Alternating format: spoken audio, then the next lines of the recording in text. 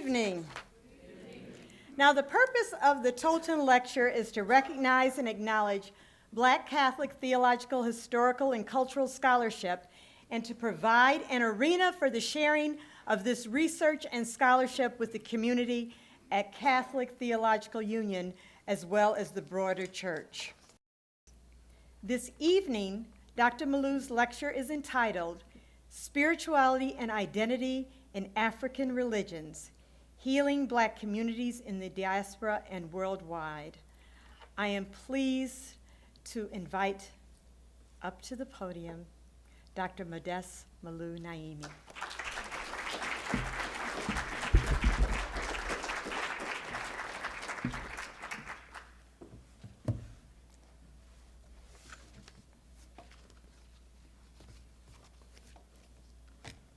Good evening, everybody. Good evening. So it is not so easy to speak after so great scholars like Vanessa White and the Vice President Dean of Academic Affairs.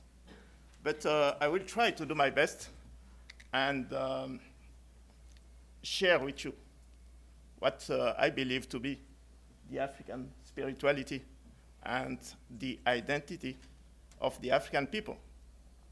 And from that perspective, you will see with me in this lecture that there is a kind of problem I call disease of the African identity, and we will see how the African spirituality could be a treatment of this disease of the African identity today.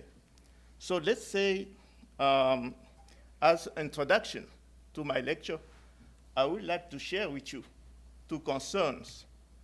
The first one is about the name or the phrase African religion in singular or African religions in plural. There is today a kind of agreement between scholars that the two phrases, African religion or African religions, they are acceptable labels of the African religious experience. Let's say, to speak of African religions in plural, remind me the fact that in Africa, we do have so many ethnic groups. And each ethnic group, we can say, has its own expression of the religious experience. So it is acceptable to speak of African religions in plural because we do have as much religions as we do have African ethnic groups. But it makes also sense to speak of African religion or African religious experience in singular because some scholars, not some scholars, most of the scholars on African traditional religions, they agree that the African religions in plural, they do have a kind of common essence. And that common essence is made available in some of the characteristics or features of the African religious experience. So those features are like the belief in God, one God, the communion between the visible and invisible world, the vital participation, symbol as mean of contact, and communion.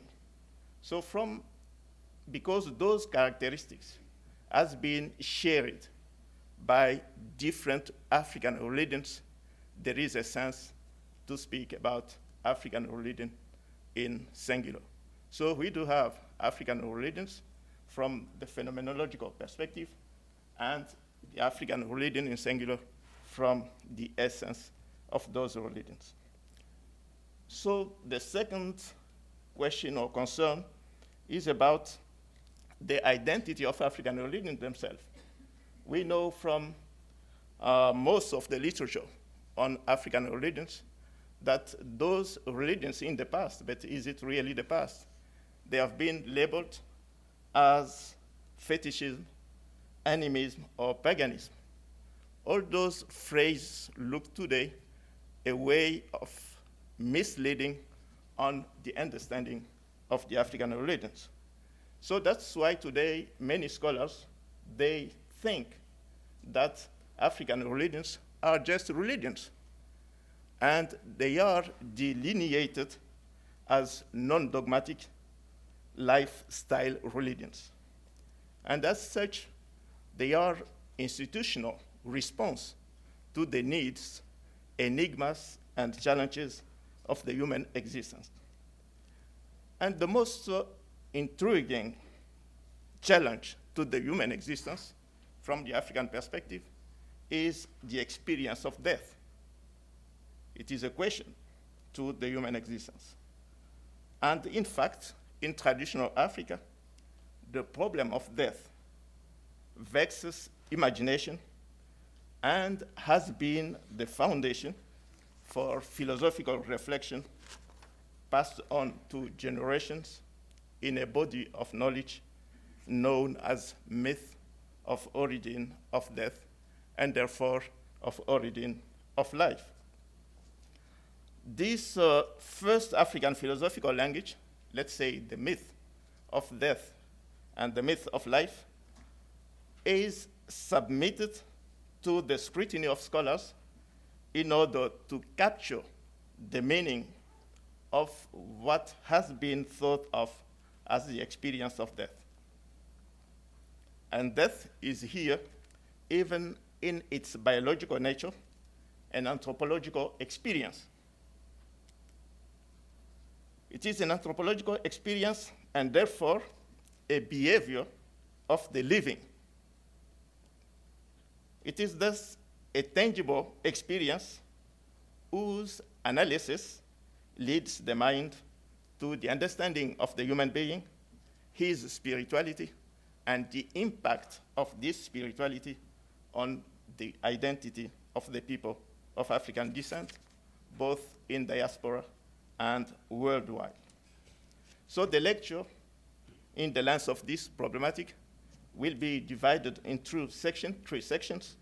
The first section deals with the African view of the phenomenon of death as provided to us by African myth of origin of life. The second section discusses the spirituality of the African people.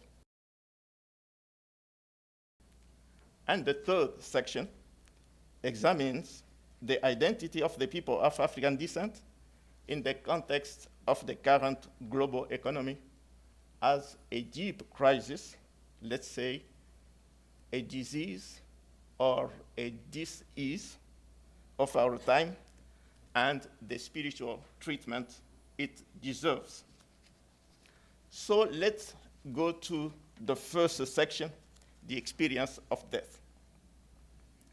Current reflection on the experience of death is not an abstract one.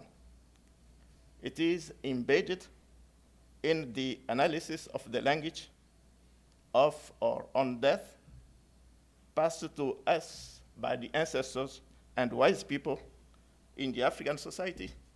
And this language is known, as I have said, as the myth of the origin of death and then of life. So to make sure that we do have the same feeling of that embedded language of the experience of death, I would like to recount for you one or two myths of the origin of death, so that I am not speaking in the abstract. I'm speaking on the real, recorded and published material on African traditional religions. So the first myth of death is the Tonga myth. The Tonga, as you know, they are people living in the southern Zambia and northern Zimbabwe, and they are a group of Tonga people in Malawi and Mozambique.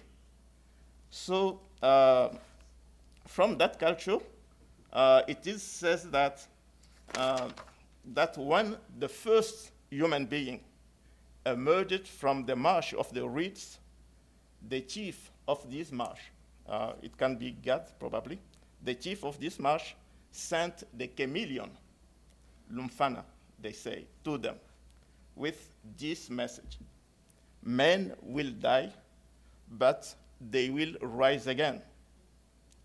The chameleon started walking slowly according to his habit.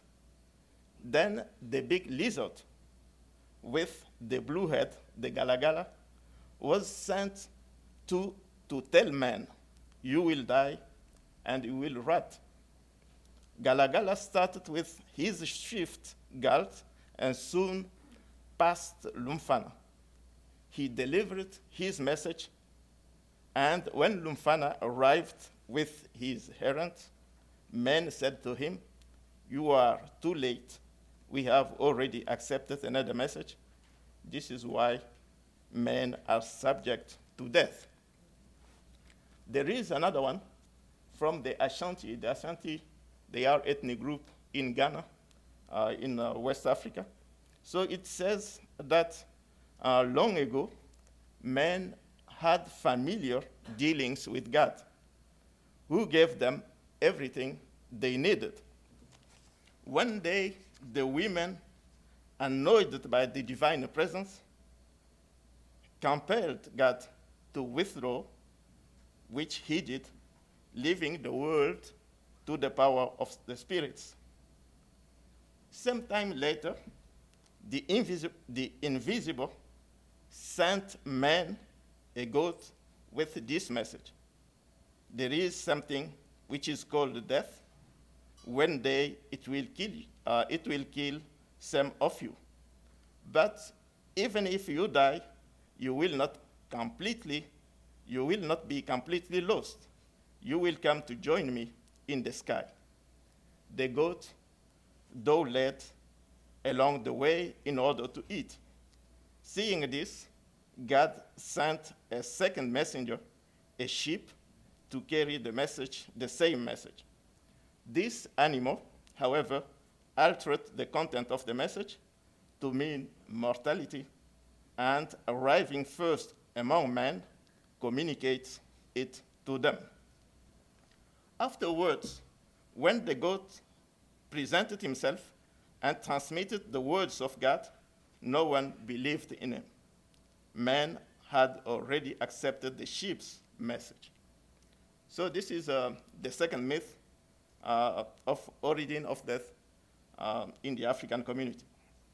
First of all, let's say that the myth is not a historical narration of the origin of death and life. It is void of a theological meaning concerning death and life. It must be understood as a picture of the human condition using the terms, entities familiar to the storyteller, belonging to the invisible and visible world. That's why we found in the myths the words like chief, marsh, reed, God, bush, grass, chameleon, lizard, sheep, goat, termites, sometimes frog, men, women, food, etc.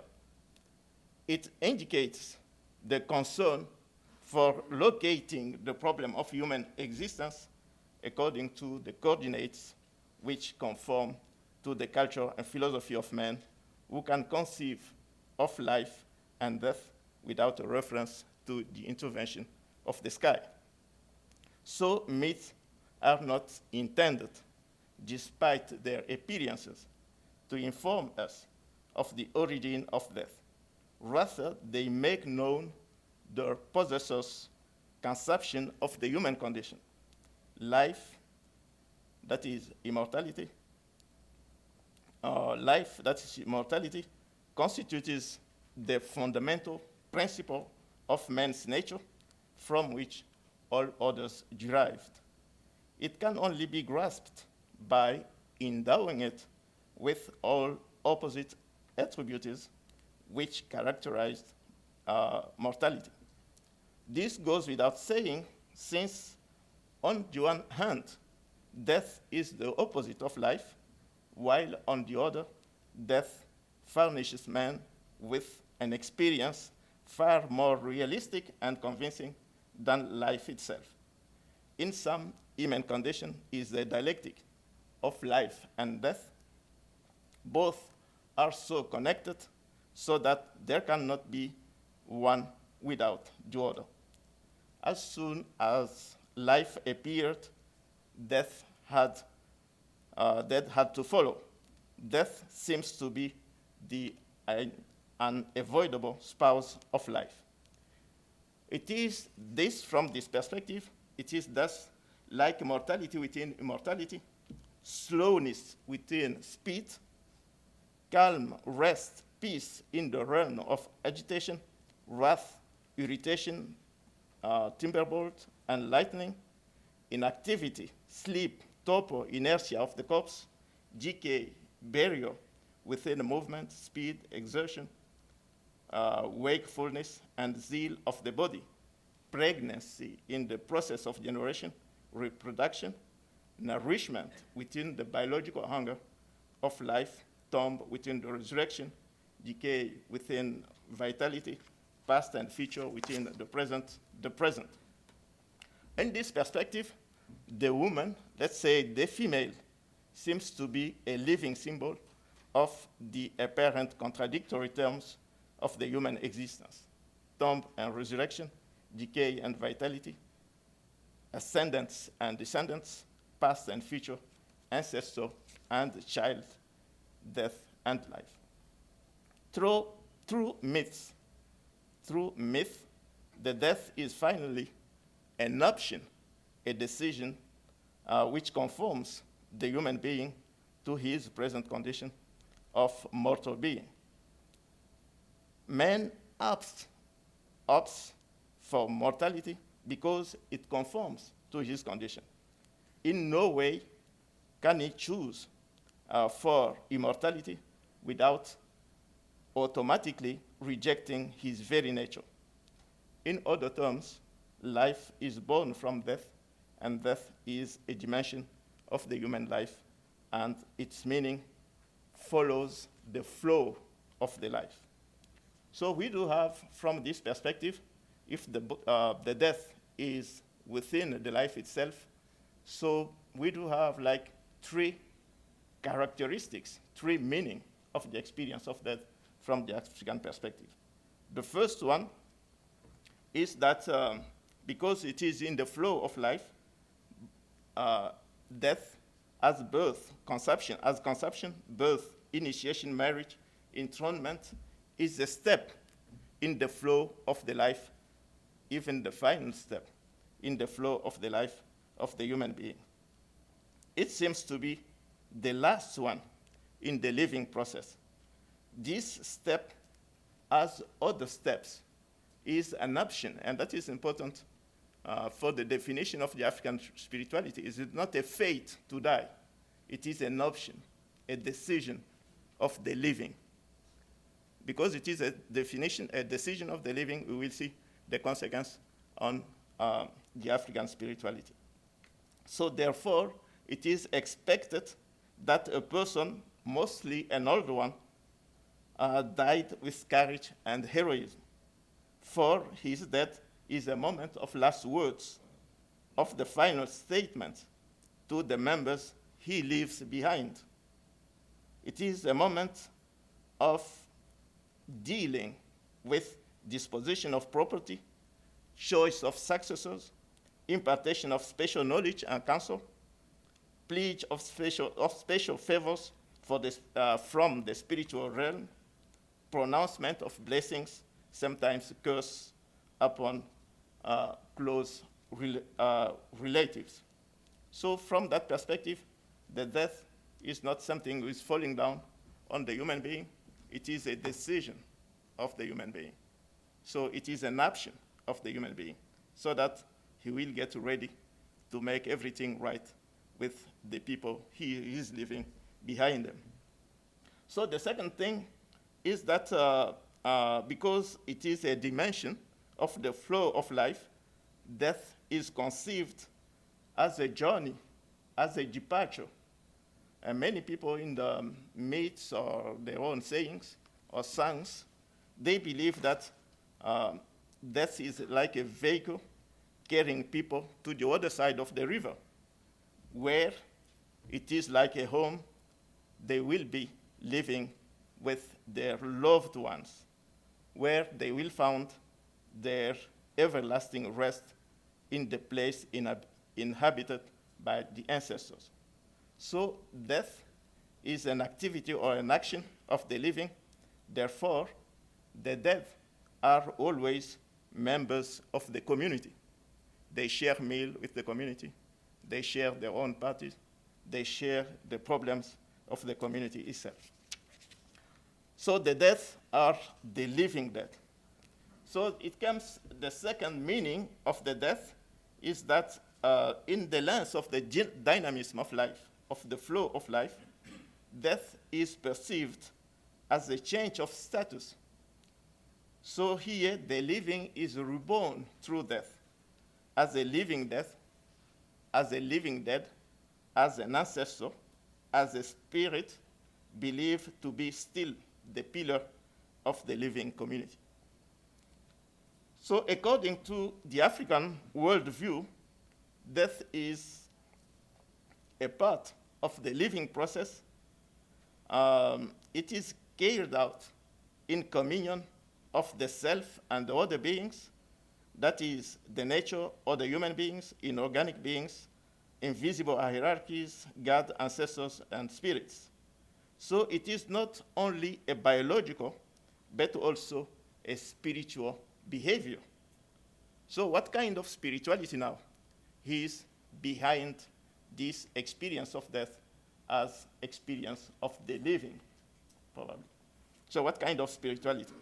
So that is the second section of my lecture about the spirituality of the African people. So African spirituality is said to be anthropocentric. The human being is the core of the African spirituality. Any human activity, death in particular, is carried out in communion, not only with the self, but also, and more importantly, with the others, the invisible world in particular. In this communion, the invisible hierarchy, especially God, appears to be the ultimate force, lifting the human being to the top of his growth, to the purpose of his journey, which is the abundant life. This ascension is like a generation or reproduction process where human beings change his nature from masculinity to femininity. And in this metamorphosis, to be human being is to be like a woman, a female.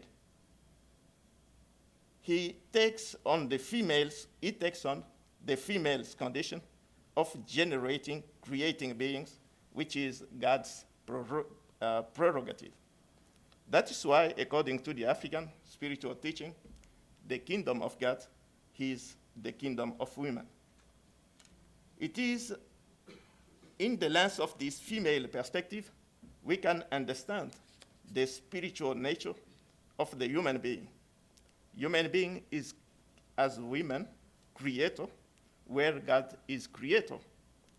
He is a part of God's creative process. He is not just a utensil in the hands of the forces, or the beings, God in particular, for the achievement of their own destiny. He can't be, like today, a dumping ground for the rest of the world, mostly in Africa itself. But this person, which is creative, this human being, which is creative, is a person. As a person, he has his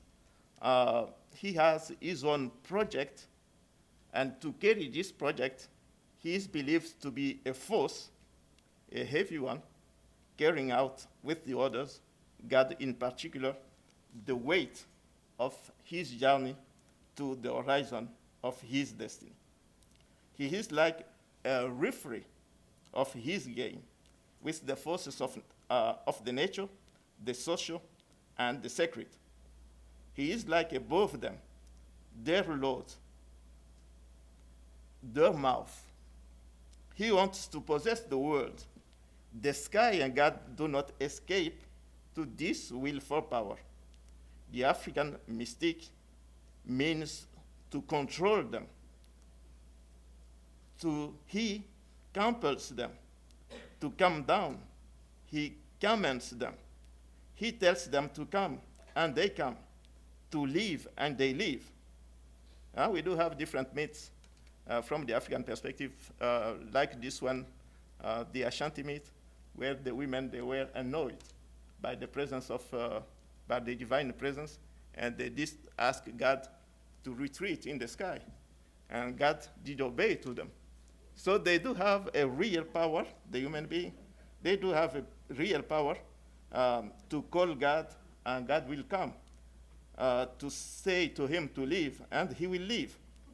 The human being is able to make himself the host or the spouse, the shelter, house, so that God can come and stay in the human condition or be part of the human condition. So he makes himself the host or the spouse, the heart, the abode for God himself, so that he became, because of his own initiative, he became a human cathedral of the divine. He makes himself alien to his own nature or condition, pushing himself to become like God, creator. At the end of the process, the mystic makes himself the wife of the divine, the abode of his royal power, and as it is seen in the spiritual experience of ecstasy and possession. Thus, the mystic is not in his religious experience a passive or lazy being, deeming himself completed in the contemplation of the divine. He is a dynamic one. His ascension, he is a path to discovery of the self, has a subject, a force of life in oneself, his vital principle, the initial energy, delivering himself from the forces of distraction and destruction, driven to his attention by the aperture of the eyes and the pores of his body. The change metamorphosis required a specific ethics.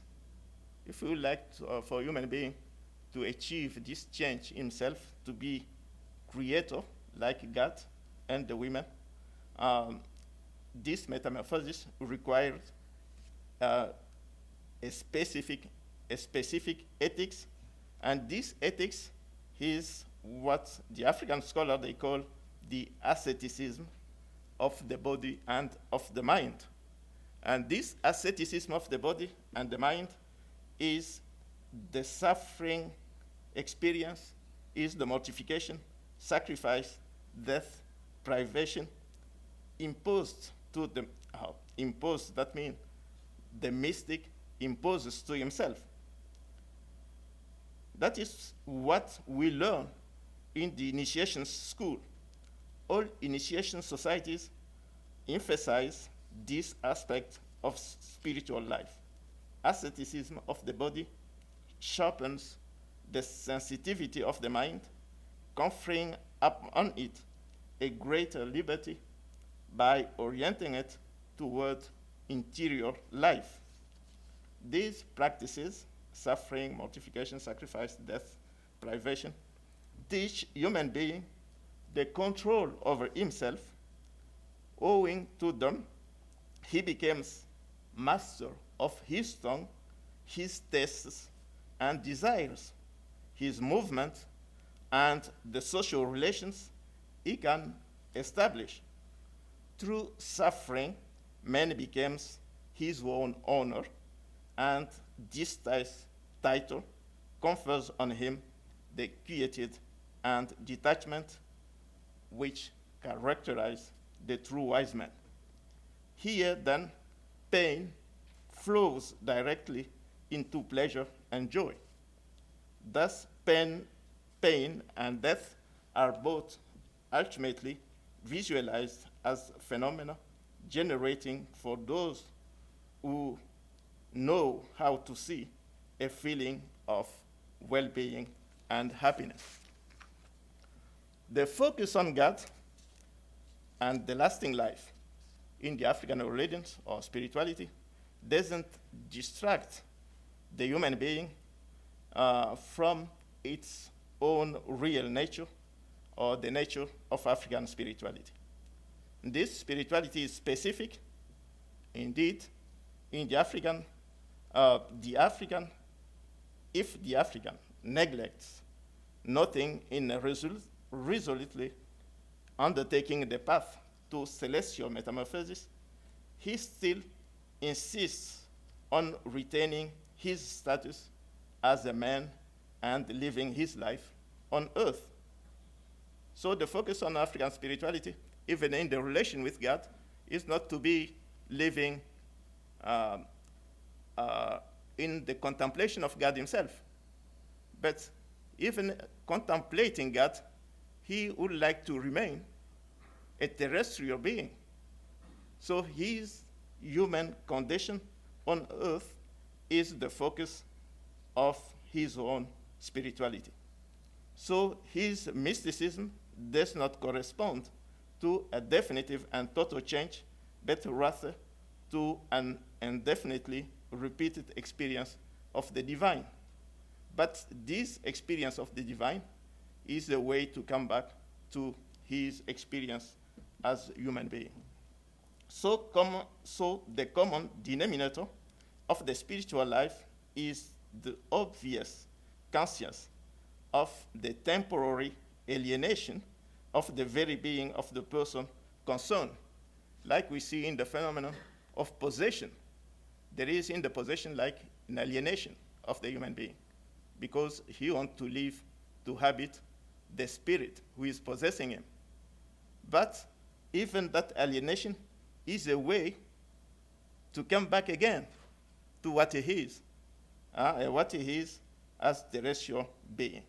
So participation in mystical life through ecstasy or possession is living in order to return.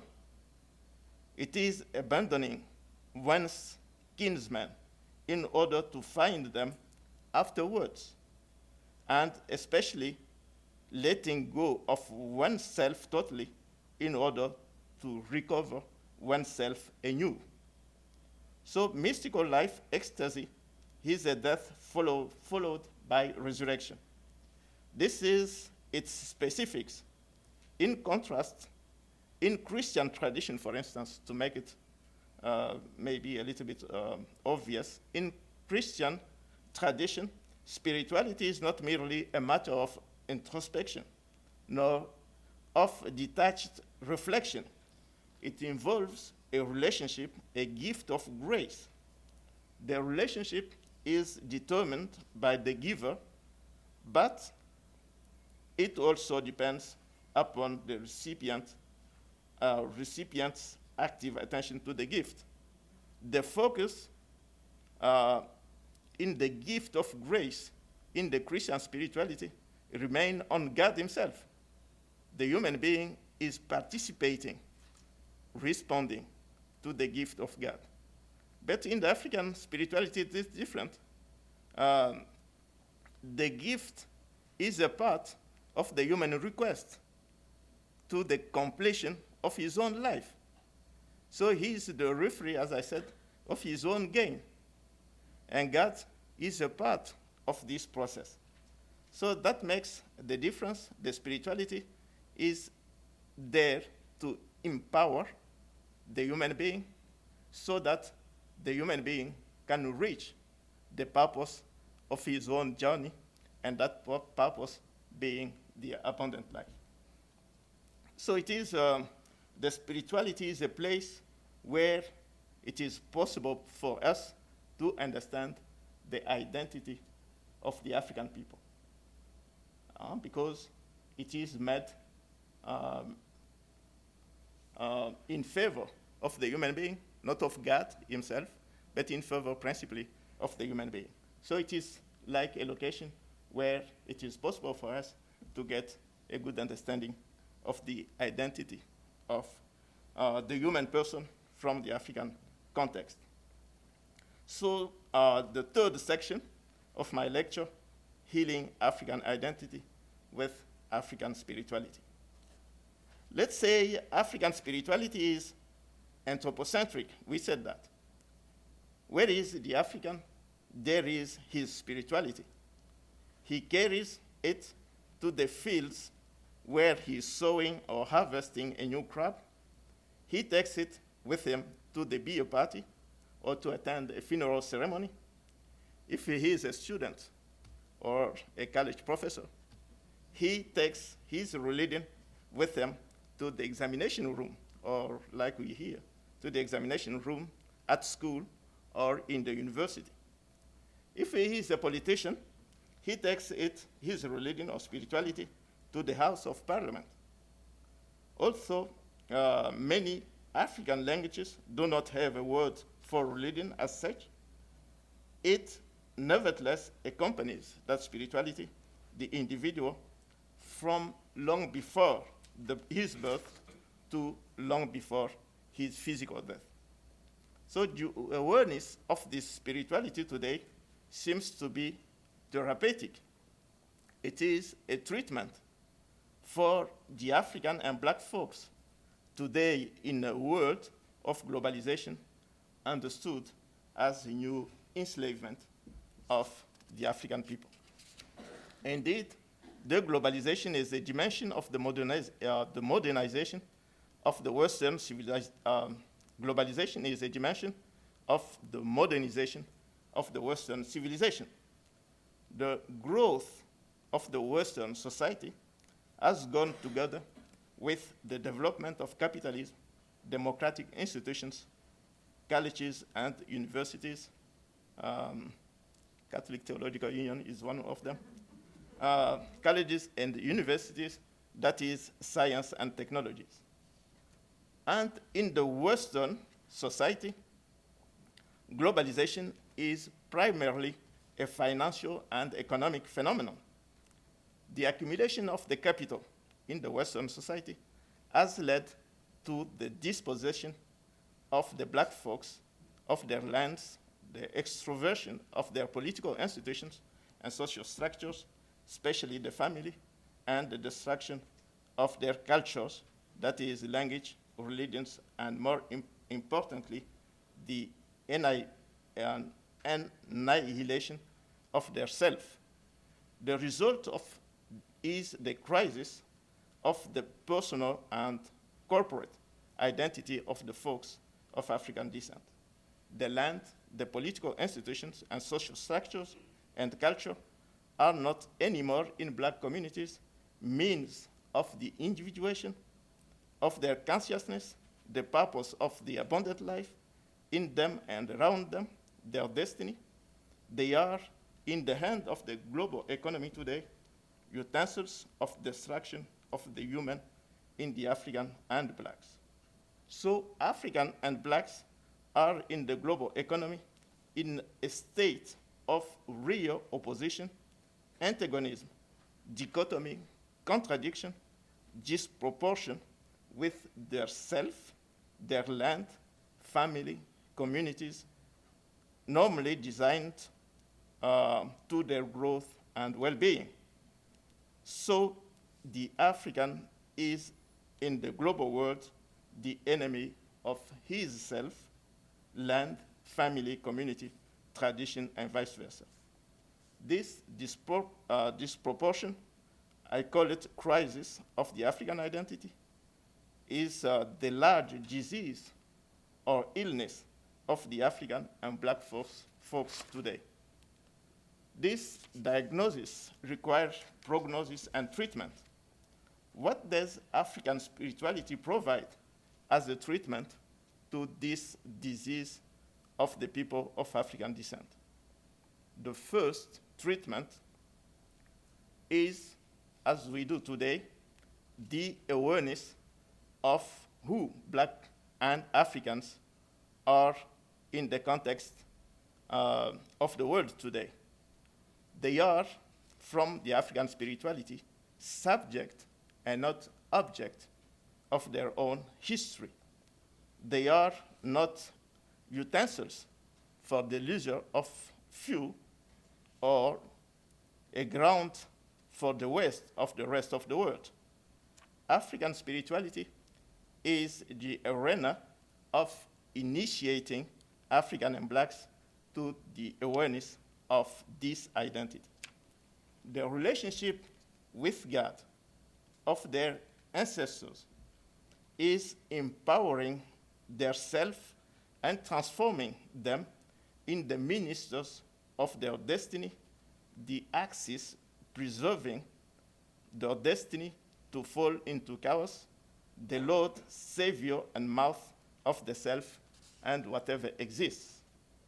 Remember that African spirituality is an humanism, a force which makes the human being a subject of himself. So from this perspective, the healing in the African community is a kind of reconstruction of his identity, which is his unity, which is broken down by his presence in the global economy. So, but this program of healing is not just a dream. It is already taking place in this kind of initiation to the awareness for the African of their own identity, but also this healing process has created the religious institutions in new worlds where they became the place of conscientization, of initiation, even healing of the African people from this crisis of their own identity. So we do have those institutions of African origin, like Vodou, Santeria, Orisha, and other forms of new institutions of African religious experience. But we do have also some new institutions, even in other religions, which became today a part of the religious experience of the African people. And those new institutions are like Black Catholicism, Black Christianity, we can say the Nation of Islam, Black Judaism, which are the part of world religions where the African are present today, and their presence in those religions is a kind of reception of those religions to make them a part of their struggle to solve the crisis of their own identity. So that is the way I see the impact of spirituality in the treatment of the crisis, the identity crisis of the African people today. So that will be the last section of my lecture. So let me say a word of conclusion, because I see that my time is also over. Let me say a word of conclusion. So African religions are, as I have said at the beginning of this lecture, responses to the challenges of the human life, especially the question of death. But it is also there we see that death is not a fate. It is a decision of the living from the African perspective. So it appears as a mirror of the African human person, that is a mirror of his spirituality. And the relation to God, which is the nature of spirituality, empowers the self of the human person and the unity of the community. Unity and harmony are the main features of the identity of the people of African descent from their spiritual background. But today, there is a crisis of this identity in the global economy today. And that crisis is the main disease or disease of the African identity in the world today. It requires the disease a treatment of the African religions. And this treatment is already a practice. It is not just a dream. It is a practice. And that practice could be characterized into 3 steps. The first one is the initiation to the awareness of the African identity, which is unity and harmony.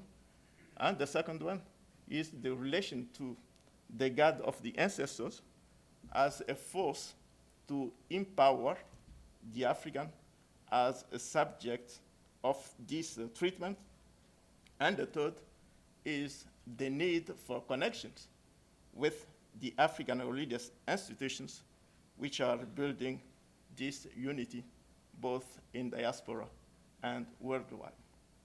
Okay, that is the main lines of my lecture, and I thank you very much for your time.